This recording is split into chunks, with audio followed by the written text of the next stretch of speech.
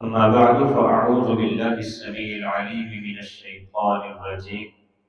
من همزه ونفخه ونفسه بسم الله الرحمن الرحيم يا أيها الذين آمنوا اتقوا الله ولتنظر نفس ما قدمت لغد واتقوا الله إن الله خبير بما تعملون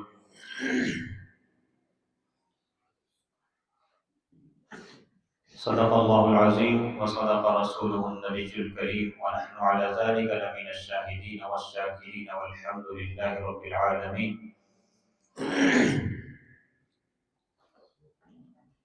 رب اشرح لي صدري ويسر لي أمري واحلل عقدة من لساني يفقهوا قولي سبحانك لا علم لنا إلا ما علمتنا إنك أنت العليم الحكيم انتہائی واجب الاحترام بزرگوں، بھائیوں، قابل قدر نوجوان ساتھیوں، شیخ محترم، برادر مکرم، محترم احتشام الحق ارشاد صاحب جو آپ کے امام و خطیب ہیں، انہوں نے دعوت دی، اللہ رب العالمین ان کی محبت کو قبول و منظور فرمائے اور آپ تمام احباب کا اس اللہ کے گھر میں تشریف لانا اپنی بارگاہ میں قبول و منظور فرما کر ذریعہ نجات بنا دیں۔ محترم احباب، آج کے مختصر درس میں آپ احباب کو کامیابی کا راستہ کیا ہے اس عنوان پر کچھ قرآن و سنت کی روشنی میں رہنمائی کرنا چاہتا ہوں۔ اللہ رب العالمین سے دعا ہے کہ رب تعالی سب سے پہلے مجھ ناجیز کو اور پھر تمام آپ احباب کو ان باتوں پر عمل پیرا ہونے کی توفیق عطا فرمائے۔ میرے عزیز دوستو، کامیابی خواہ دنیا کی ہو یا آخرت کی، احتساب نفس کے اوپر محیط ہے۔ کوئی دنیا کا بزنس مین، کاروباری انسان تب تک وہ کامیابی سے ہمکنار نہیں ہو سکتا جب تک وہ اپنا جائزہ نہیں لیتا، اپنے کاروبار کے متعلق اپنی رپورٹ تیار نہیں کرتا، روزانہ کی بیس پر، پھر منتھلی بیس پر اور پھر سالانہ، سال کے بعد وہ جب تک جائزہ نہیں لیتا کہ میں پچھلے سال کہاں کھڑا تھا، اب کہاں ہوں، کل کے دن میں نے کیا کھویا، کیا پایا، اور آج کے دن میری کیفیت کیا ہے۔ ہر آنے والا دن اگر وہ چاہتا ہے کہ وہ پہلے سے بہتر ہو اور میں کامیابی کے راستے کی طرف آگے بڑھوں، اس کا یہ واحد راستہ ہے کہ وہ اپنا روزانہ کی بنیاد پر جائزہ لے اور جو اس سے گزشتہ دن میں کمی رہ گئی، کوتاہی رہ گئی اور اس سے کوئی غلطی سرزد ہوئی، دوبارہ وہ اس غلطی کو ریپیٹ نہ کرے، اس کوتاہی کو، اس کمزوری کو ختم کرنے کی کوشش کرے اور ایک نئے عزم کے ساتھ، نئے ارادے کے ساتھ، نئے پروگرام کے ساتھ وہ ایک آگے بڑھنے کی کوشش کرے اور اپنی پہلے والی کوتاہیوں کو ختم کرتا چلا جائے۔ یہ ایک بہترین طریقہ کار ہے ایک کامیاب انسان کے لیے، دنیا کے لحاظ سے بھی اور اخروی اعتبار سے بھی۔ رسول مکرم صلی اللہ علیہ وآلہ آلہ وسلم نے بھی ایسے انسان کو عقل مند قرار دیا ہے۔ آج ہماری نظر میں جس نے کوٹھی بنا لی، کار لے لی، بنگلہ بنا لیا، بینک بیلنس بنا لیا، شاید ہماری نظر میں وہ کامیاب ٹھہرتا ہے، ہم اس کو کامیاب سمجھتے ہیں اور اس کو عقل مند سمجھتے ہیں کہ فلاں کا بیٹا بڑا عقل مند نکلا ہے، اس نے بڑی جائیداد بنا لی۔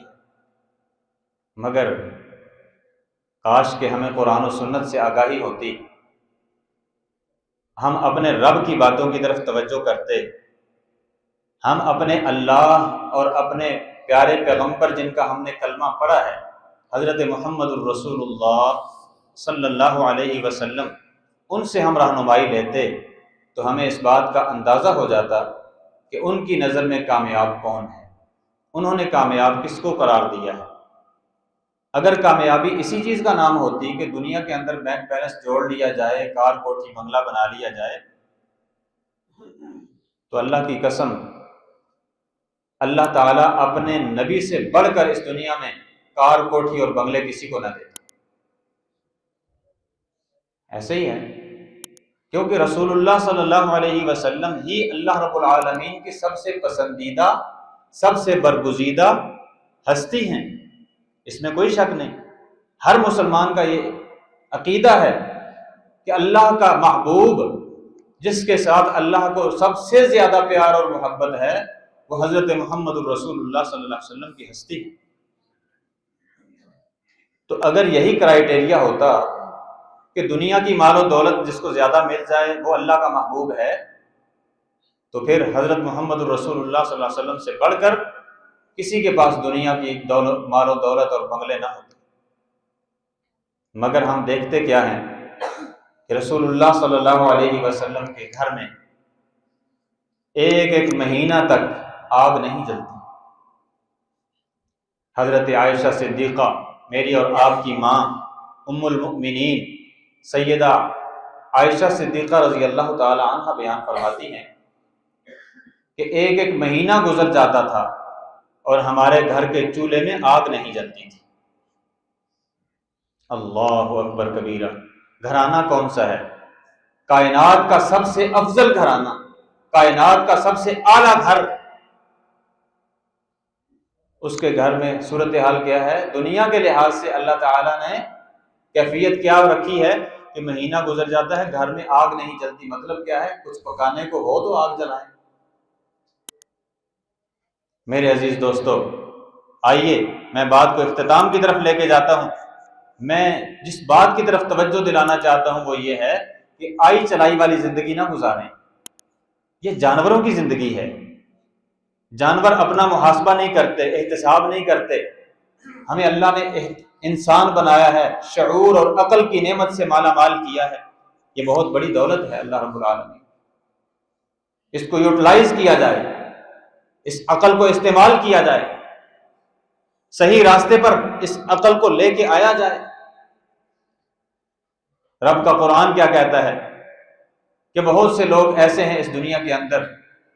ان کثیرن، فرمایا لہم قلوب لا یفقہون بہا، بہت سے لوگ ایسے ہیں کہ جن کو اللہ نے دل کی نعمت سے نوازا ہوا ہے مگر وہ دل سے سوچتے سمجھتے کچھ نہیں۔ لہم اعین لا یبصرون بہا، اللہ نے ان کو دو آنکھیں عطا فرمائی ہیں مگر وہ حق کا راستہ نہیں دیکھتے۔ لہم اعین لا یبصرون بہا ولہم آذان لا یسمعون بہا، اللہ نے ان کو دو کان عطا کیے ہیں مگر وہ ان کانوں سے صحیح بات سنتے نہیں ہیں۔ ناجائز چیزیں بہت سنتے ہیں، گانے سن لیتے ہیں، موبائل ان کے پاس ہے، ان کی دسترس میں ہے، ہر قسم کی غلط باتیں وہ سننے کے لیے تیار ہیں مگر اللہ کا قرآن سننے کی نوبت نہیں آتی، پیارے پیغمبر کا فرمان سننے کو ان کا دل نہیں چاہتا۔ ایسے لوگ، ان کے بارے میں قرآن، رب کا قرآن کیا فیصلہ دیتا ہے؟ اللہ اکبر کبیرہ، رونگٹے کھڑے کر دینے والی بات۔ اللہ کا قرآن کہہ رہا ہے اولئک کالانعام بل ہم اضل، ایسے لوگ جن کو اللہ نے اتنی بڑی نعمتیں عطا فرمائی ہیں کہ ان کا دل موجود ہے سوچنے کے لیے، ان کے پاس آنکھیں موجود ہیں حق بات کو دیکھنے کے لیے، ان کے پاس کان موجود ہیں حق بات کو سننے کے لیے، مگر وہ ان کا استعمال صحیح طریقے سے نہیں کرتے۔ فرمایا اولئک کالانعام، یہ ایسے لوگ ہیں جو جانوروں کی طرح ہیں۔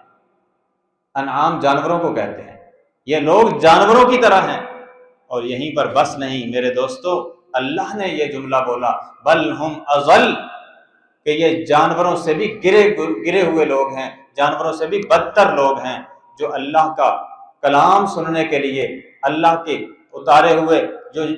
اس دنیا کے اندر آفاقی نشانیاں موجود ہیں، یہ سورج، چاند، ستارے، آسمان، زمین، پہاڑ، دریا، ندی، نالے، یہ سب کچھ ان آنکھوں سے دیکھ کر رب تعالیٰ کا تعارف کرنا چاہیے، اللہ کی پہچان کرنی چاہیے کہ رب تعالیٰ اس کائنات کا خالق و مالک ہے، اس نے اس کائنات کو کس انداز سے پیدا کیا، مجھے کس انداز سے پیدا کیا، میری ضروریات کون پوری کر رہا ہے، مجھے وہ شب و روز کی زندگی اس نے عطا فرمائی ہے، میرا ایک سانس اندر جاتا ہے ایک باہر آتا ہے، یہ کون ذات ہے جس کے ہاتھ میں یہ قبضہ اختیار۔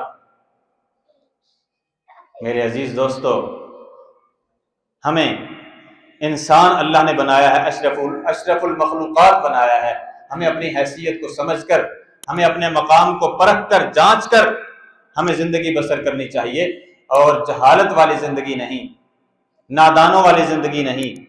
جانوروں والی زندگی ہمیں بسر نہیں کرنی چاہیے، ہمیں اپنا احتساب کر کے، محاسبہ نفس کر کے اپنے آپ کو صحیح ٹریک کے اوپر لے کے آنا چاہیے۔ رسول اللہ صلی اللہ علیہ وسلم کی حدیث سنا کر اپنی بات کو ختم کرنے کی طرف آتا ہوں۔ نبی علیہ الصلوۃ والسلام نے فرمایا الکیس، غور سے سنیے گا، پیارے پیغمبر کا فرمان ہے، غور سے سنیے، فرمایا الکیس، عقل مند وہ انسان ہے، دانا وہ انسان ہے، زیرک وہ انسان ہے، دانش مند وہ انسان ہے۔ پیارے پیغمبر کون سا، اللہ کے نبی کس انسان کو آپ عقل مند قرار دینا چاہتے ہیں؟ رسول اللہ صلی اللہ علیہ وسلم فرماتے ہیں من دانا نفسہ، عقل مند وہ ہے جو اپنے نفس کا محاسبہ کرتا ہے، سیلف اکاؤنٹیبلٹی، اپنے نفس کا جائزہ، اپنے نفس کی رپورٹ تیار کریں، شام کو بستر پر لیٹیں، 5 منٹ کے لیے اپنے اس کمپیوٹر کو بیک کر کے، ریورس کر کے، اپنے ضمیر کو جگا کر اپنے روزمرہ کی زندگی کا جائزہ لیں۔ 5 منٹ میں دودھ کا دودھ اور پانی کا پانی ہو جائے گا، آپ کو ساری باتیں کھل کر سامنے آ جائیں گی کہ صبح سے اٹھنے کے بعد شام بستر پر لیٹنے تک میری زندگی کیسی گزری ہے، میں نے کتنی غیبتیں کی ہیں، کتنی چغلیاں کی ہیں، کتنے میں نے لوگوں کے حقوق مارے ہیں، اور کتنے میں نے نیک اعمال کیے ہیں، میں نے فرض نمازوں کی ادائیگی پوری کی ہے یا نہیں کی، قرآن مجید کی تلاوت کی ہے یا نہیں کی، حقوق اللہ اور حقوق العباد کا میں نے پورا خیال رکھا ہے یا نہیں رکھا۔ یہ مختصر 5 منٹ کے اندر آپ روزانہ کی رپورٹ اپنے آپ سے لے سکتے ہیں۔ جو کمی کوتاہی نظر آئے اگلے دن اس کو بہتری کی طرف لے کے آئیں، ہر روز آپ کا پہلے سے بہتر ہوتا چلا جائے گا انشاءاللہ۔ جس انسان کو دنیا کے اندر اپنے احتساب کی عادت پڑ جائے گی، وہ انسان آخرت میں انشاءاللہ کامیابیوں سے ہمکنار ہو جائے گا۔ رب کا قرآن کہتا ہے یا ایھا الذین آمنوا، اے ایمان والو، اتقوا اللہ، اللہ سے ڈر جاؤ، اللہ کا تقوی اختیار کرو، اللہ سے پرہیزگاری اختیار کر لو، وَلْتَنْظُرْ نَفْسٌ مَّا قَدَّمَتْ لِغَدٍ، اور تم میں سے ہر ایک انسان کو یہ خیال کر لینا چاہیے کہ اس نے کل کی زندگی کے لیے کیا بھیجا ہے۔ جو بھی ہم اعمال کر رہے ہیں نا، جو ہم عمل کرتے ہیں وہ اللہ کے پاس جمع ہوتے ہیں، ہمیں سوچنا ہے کہ ہمارے اعمال اگر اچھے ہیں، نیک عمل ہم اللہ کے پاس بھیج رہے ہیں تو انشاءاللہ وہ ہمارے لیے بہتری کا سبب بنیں گے، ہماری کامیابی کا ذریعہ بنیں گے۔ ادروائز اگر ہماری زندگی میں گناہ زیادہ ہیں، ہم ہر آنے والا دن برے سے برا ہوتا جا رہا ہے، بد سے بدتر ہوتا جا رہا ہے، تو پھر کامیابی کا راستہ ہمارے لیے ناممکن ہو جائے گا۔ خدارا میرے عزیز دوستو بھائیو، آپ سے یہ ریکویسٹ کرتا ہوں اور اپنے آپ کو بھی یہ سبق دینا چاہتا ہوں کہ یہ وقت ہے، اللہ کی طرف سے یہ امانت زندگی ہمیں مل چکی ہے، اس زندگی سے فائدہ اٹھاتے ہوئے سب سے پہلے اپنا احتساب کریں، احتساب کے بعد توبہ کریں، اللہ سے سچی توبہ کریں، گزشتہ جتنے زندگی کے گناہ ہیں اللہ تعالیٰ معاف فرما دے گا، انشاءاللہ بالکل صاف ستھرے ہو کر اللہ کے حضور پیش ہو جائیں اور ہر آنے والے دن کو بہتر سے بہتر بنانے کی کوشش کریں۔ اللہ رب العالمین مجھے اور آپ کو اپنا احتساب کر کے زندگی بسر کرنے کی توفیق عطا فرمائے تاکہ ہم دنیا اور آخرت کے کامیاب ترین انسان قرار پائیں۔ وآخر دعوانا ان الحمد للہ رب العالمین۔